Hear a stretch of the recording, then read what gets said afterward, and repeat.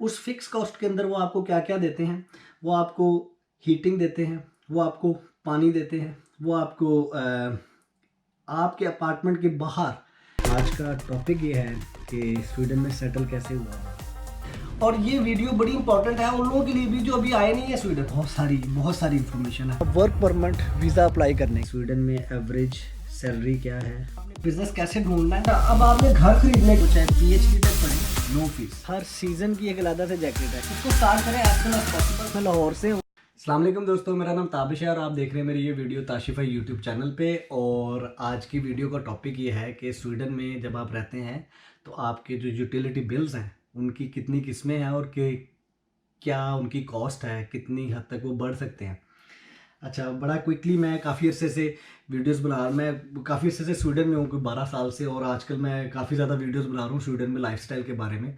तो अगर आपने अभी तक मेरा चैनल नहीं देखा तो जाकर मेरे चैनल को चेक करें, वहाँ पर प्लेलिस्ट है लाइफ इन स्वीडन। और अगर आपको ये वीडियोस अच्छी लगती हैं तो उसको शेयर करें और सब्सक्राइब करें, मैं पोस्ट करता रहूँगा। तो हम आज के टॉपिक की तरफ आते हैं। बेसिकली अगर तो आप स्वीडन में रह रहे हैं अपने घर में जो आपने ख़रीदा हुआ है, तो पहले मैं उसका आपको बता देता हूँ। अगर आप अपने घर में रह रहे हैं जो आपने विला ख़रीदा हुआ है, तो उसमें आपको हर चीज़ खुद पे करनी है।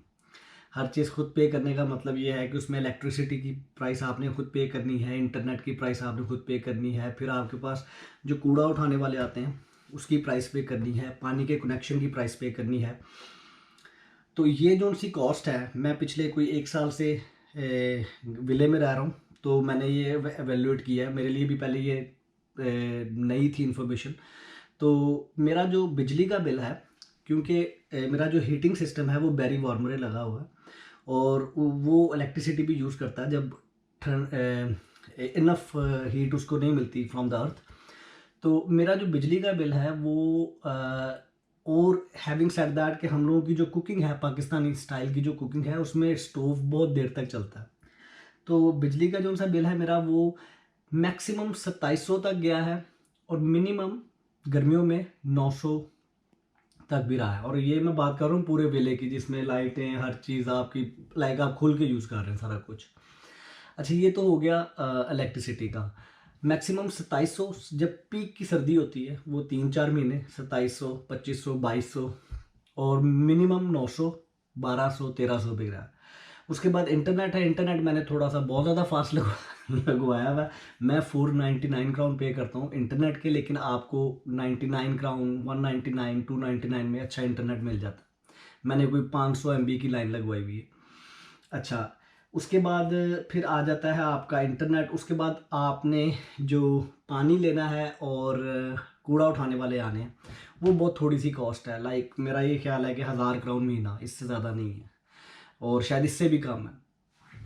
अच्छा, उसके बाद आ जाता है आपका इलेक्ट्रिसिटी। मेन खर्चा है हीटिंग, क्योंकि हीटिंग बड़ा इंपॉर्टेंट है। फिर आप आ जाते हैं इसके ऊपर, और ये मैं वो बिल बता रहा हूँ और ये मैं आपको वो खर्चे बता रहा हूँ जो आपकी ग्रॉसरीज, किराए, बैंकों की पेमेंट के अलावा हैं। अच्छा, फिर उसके बाद आपने क्योंकि मैंने इस घर की इंश्योरेंस भी ली हुई है, तो इंश्योरेंस मैंने एट द जो मैक्सिमम इंश्योरेंस आप ले सकते हैं वो ली हुई है। उसमें मेरे ख्याल से मैं साल के, I don't know how much I am paying, but मैं साल के, महीने के कोई 200 क्राउन या 250 क्राउन पे करता हूँ, तो उसको आप साल पे लगा लें। अच्छा, उसके बाद फिर अलार्म सिस्टम लगवाया हुआ यहाँ पे। अलार्म का फ़ायदा ये है कि अगर कोई आग लग जाती है या फायर डिटेक्टर लगे हुए हैं, कोई ब्रेक इन कर लेता है आपके घर में, तो एक तो इंश्योरेंस क्लेम करना बड़ा आसान हो जाता है, क्योंकि वो अलार्म कंपनी आगे सारा इन्वेस्टिगेट करती है क्या हुआ है क्या नहीं हुआ। तो अलार्म इज़ क्वाइट एक्सपेंसिव। उसका मैं कोई वो होता है तकरीबन 299 से लेके 400, 399, 400 क्राउन तक एक वो खर्चा है, और मेरे ख्याल में अलार्म होना चाहिए घर में। अच्छा, उसके अलावा फिर और कोई मेजर खर्चे नहीं है विले में रहने के, ये मेन खर्चे हैं। उसके बाद ऑफ कोर्स अगर आपने लोन लिया हुआ बैंक से तो बैंक की रीपेमेंट है, और उसके बाद आपने अगर घर में कुछ चेंजेस करनी है वो एक अलग चीज़ है। अच्छा, अब आ जाते हैं जिन्होंने अपार्टमेंट ख़रीदा हुआ है। लाइक मेरे पास क्योंकि अपार्टमेंट भी है गौतमबर्ग में, तो अपार्टमेंट का एक डिफरेंट तरीके से खर्चा है। उसकी एक जब मैंने एक वीडियो बनाई थी अपार्टमेंट के बारे में, प्रॉपर्टी कैसे खरीदनी है, कितने टाइप की प्रॉपर्टी है स्वीडन में, वो आप मेरे चैनल पे जाके देखें। जब आप अपार्टमेंट लेते हैं तो अपार्टमेंट में आपके पास एक मंथली फिक्स्ड कॉस्ट है जो उधर की फॉरेनरिंग जो कि एक ऑर्गेनाइजेशन है जो उस बिल्डिंग की टेक केयर करती है, वो आपसे चार्ज करती है फिक्स कॉस्ट।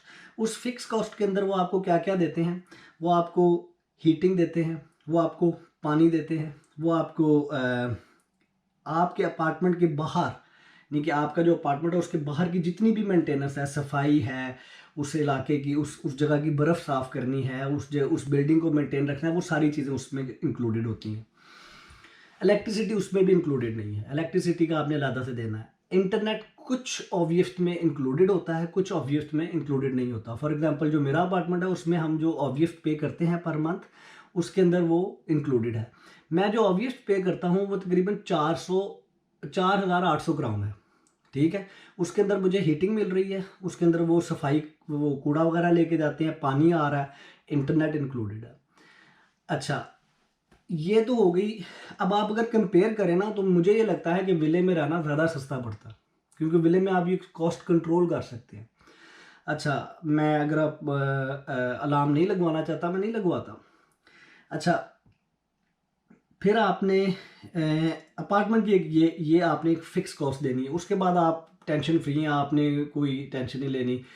ऑफ कोर्स आपने अगर उसके अंदर अलार्म लगवाना है, इंटरनेट हाई स्पीड का लगवाना है, तो वो आपकी एक अपनी पर्सनल चॉइस है।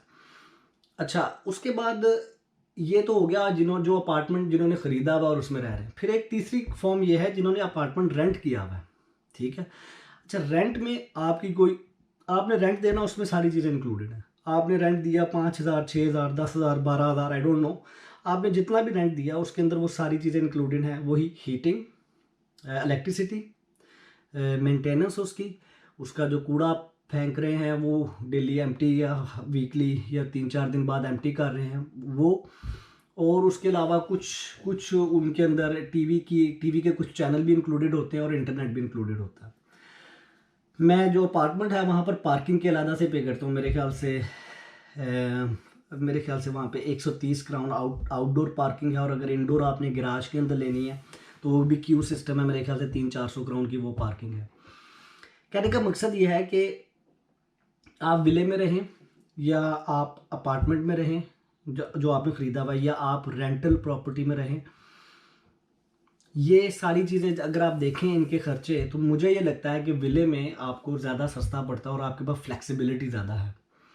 लेकिन आसानी विले में एक जो जिस चीज़ से लोग डरते हैं वो ये है कि अगर कोई प्रॉब्लम हो जाता है घर में, फॉर एग्ज़ाम्पल इलेक्ट्रिसिटी बंद हो गई है तो वो मैंने खुद रिपेयर करवानी है।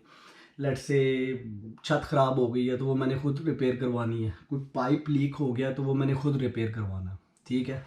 वहाँ पर ऐसा नहीं है। वहाँ पर ये है कि अगर इलेक्ट्रिसिटी ख़राब हो गई है या आपका अगर कोई पाइप लीक हो गया है अपार्टमेंट के अंदर, आपके अपने अपार्टमेंट के अंदर अगर कोई ख़राबी हुई है तो वो आपने खुद करनी है, अगर आपने वो ख़रीदा हुआ है। अगर आपने रेंटल है तो वो फिर जिनको आप रेंट दे रहे हैं वो करेंगे, ठीक है। अच्छा, लेकिन इन चीज़ों से डरना नहीं चाहिए। फॉर एग्ज़ाम्पल यहाँ पर मेरे पास जो भी प्रॉपर्टीज़ है उसमें सारी चीज़ें इंश्योर्ड है।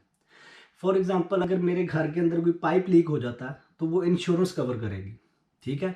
इंश्योरेंस क्या कवर नहीं करेगी? इंश्योरेंस ये कवर नहीं करेगी कि अगर मेरी छत इतनी पुरानी हो गई है और वो लीक करना शुरू होगी तो फिर इंश्योरेंस उसको कवर नहीं करेगी। लेकिन अगर कोई बहुत बड़ा सा ट्री उड़ता हुआ आया और छत के ऊपर गिरा और टूट गई है छत, तो वो ऑफ कोर्स एक एक्सीडेंट में काउंट होती है, वो इंश्योरेंस कवर करेगी। इसके अलावा ये आपके वो बेसिक खर्चे हैं, यूटिलिटी बिल्स हैं, जो कि इंक्लूड होते हैं स्वीडन में डिफरेंट प्रॉपर्टीज़ में जब आप रहते हैं। तो और ये इससे ज़्यादा आप खर्चा, मेरा नहीं, 2700 क्राउन से ज़्यादा आप क्या इलेक्ट्रिसिटी और यूज़ करेंगे। और हम क्योंकि पाकिस्तानी खाने लॉन्ग कुकिंग होती है, उसमें इलेक्ट्रिसिटी ज़्यादा यूज़ होती है। तो ये एक सिंपल सी इन्फॉर्मेटिव वीडियो थी। अगर आपको अच्छी लगी तो उसको शेयर करें। इस वीडियो की डिस्क्रिप्शन में देखें, मैंने बाकी टॉपिक्स के सारे लिंक्स डाले हुए। मेरे चैनल को सब्सक्राइब करें, उसको ग्रो करने में मेरी हेल्प करें। और अगर आपको किसी और इन्फॉर्मेशन के बारे में जानना तो कमेंट्स में लिखें या मेरे फेसबुक पेज से मुझे कांटेक्ट करें और मैं उसके बारे में वीडियोस बनाने की कोशिश करूँगा।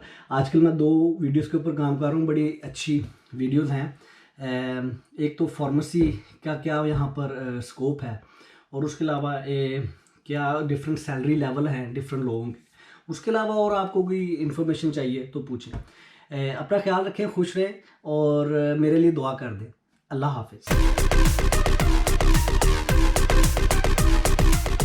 आज का टॉपिक ये है कि स्वीडन में सेटल कैसे हुआ है, और ये वीडियो बड़ी इंपॉर्टेंट है उन लोगों के लिए भी जो अभी आए नहीं है स्वीडन, लेकिन प्लान ये कर रहे हैं कि स्वीडन आके उन्होंने सेटल होना है। इन द लॉन्ग रन ये इन्फॉर्मेशन उनके लिए बड़ी अच्छी है। मैं इसमें पिछले जैसे मैंने आपको बताया कि 8-10 साल से हूँ और बहुत सारी इन्फॉर्मेशन है, तो मैं छोटी छोटी वीडियोस बनाकर पोस्ट करता रहूँगा। अगर आपको कोई क्वेश्चंस हैं, एलिजिबल हैं अपना वर्क परमिट वीज़ा अप्लाई करने के, स्वीडन में एवरेज सैलरी क्या है और सैलरी किस तरह से कैलकुलेट होती है, बिज़नेस कैसे ढूंढना है, उसके अंदर क्या चीज़ें देखनी है, वेबसाइट्स बनी हुई हैं, आप उधर उन पे जाके बिजनेसेस को सर्च करते हैं। अब आपने घर खरीदने के लिए 3 मेजर चीज़ें हैं जो आपने सबसे पहले देखनी है। तो चाहे PhD तक पढ़ें, उन्हें कोई फीस नहीं देगी, no fees, they will never pay any tuition fee as a Swedish citizen.